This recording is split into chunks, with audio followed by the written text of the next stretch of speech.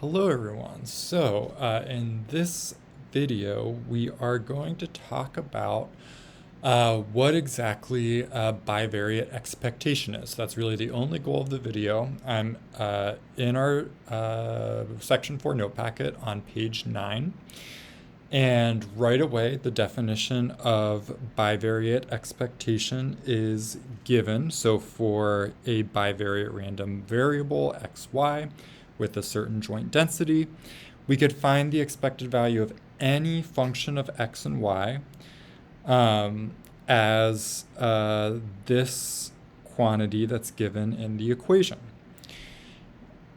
And so one really nice thing is that if you have understood most about what we've been doing with double integrals up to this point to find various probabilities, the idea of finding a bivariate expectation really isn't too different. So it's nothing like super different than what we've been doing for the last week or so that's great. There are also some properties here, a couple of which will be illustrated with some examples, and a couple of which we won't get to until class. So let's jump straight into an example. And our example is that x and y are continuous random variables with this joint density function. Hopefully we've had enough practice now where right away we're going to sketch the support, so that will still be important for finding all types of bivariate expectation.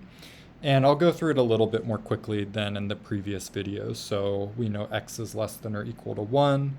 We also know that y is less than or equal to x. And so I'm going to pick a point here and figure out that, yep, that point is part of the support. So here is our support set.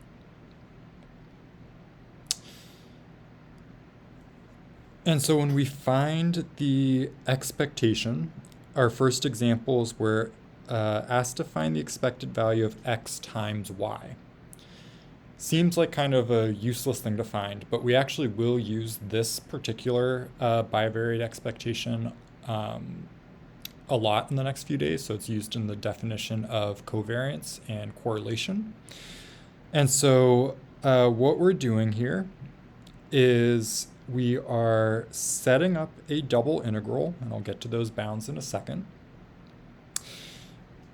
The definition up here says to first put in the function of x and y that you're interested in finding the expectation for. And so that is x times y. So again, I'm just kind of grabbing that. That gets plooped right there. And then we're weighting that by our joint density function. So I'm going to get really nuts and use 3 different colors and say that, okay, that is our joint density. So that's getting put here. And then we do the double integral. Much like finding probabilities, it does not matter whether you do dy dx or dx dy. I chose to do dy dx. And so that means that my inner integral is going to go from 0 up to x. After I integrate out y, all of this gets collapsed onto the x-axis. And so then I'm going to integrate x from 0 to 1. Again, I used ChatGPT to find this. I'm not going to show it this time because we've done it in some other videos, but you could use whatever technology you like and figure out that the answer to that double integral is 1/6. So the expectation of x times y is equal to 1/6.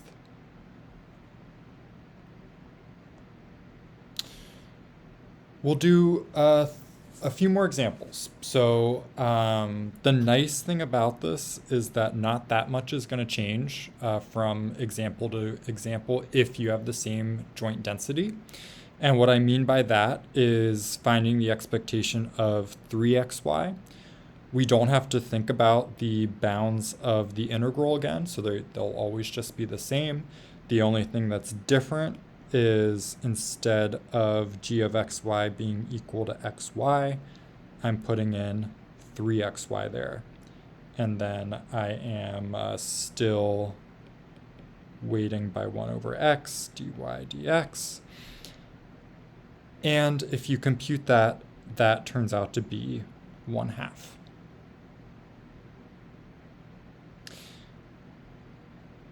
I'm scrolling back up to our properties. And you should notice that one of these properties actually lets us do this with a shortcut. In particular, this first property says that if we have a constant, we could move that constant out of the expectation. And so I'll say here with property 1, e of 3xy, c is equal to 3, so that's our constant. That's going to be equal to 3 times the expectation of x times y, and that is equal to 3 times 1/6, which is still 1/2. So that property checks out, at least for this particular example.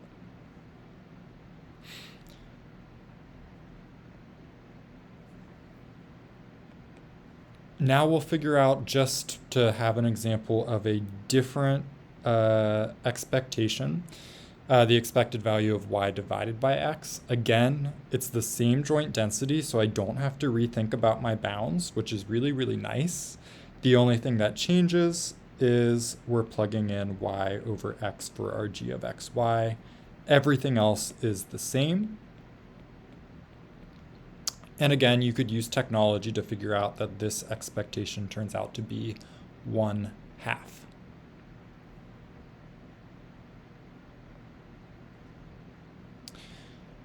And one final example, because why the hell not?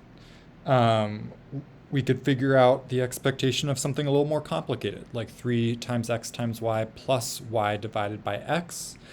That, again, it's the same joint density, so I don't have to rethink the bounds. The only thing that changes is what gets plooped in first, which now is 3xy plus y over x. Everything else is exactly the same, so nothing too different from the previous examples. And if you calculate this out with either by hand, which I don't recommend, or by some sort of technology, which I do recommend, you wind up with an answer of 1. Going back up to our properties,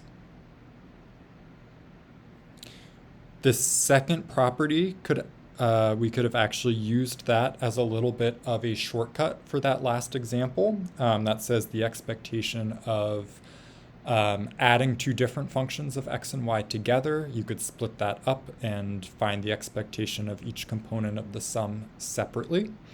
And so how that would work for this example, what that means is that the expectation of 3xy plus y over x, we could have used a shortcut and said that that is the expectation of 3xy plus the expectation of y over x.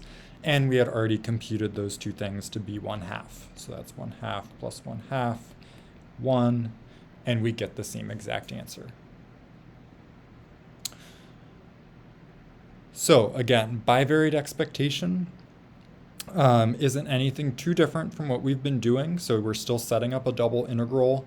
It also has a lot of the same types of properties as some things with univariate expectation had, like particularly this first property about the constant looks similar to something that we had in a previous section, which is really nice. We'll talk about these other two properties in class, but for now you have enough to jump over to this week's class prep quiz.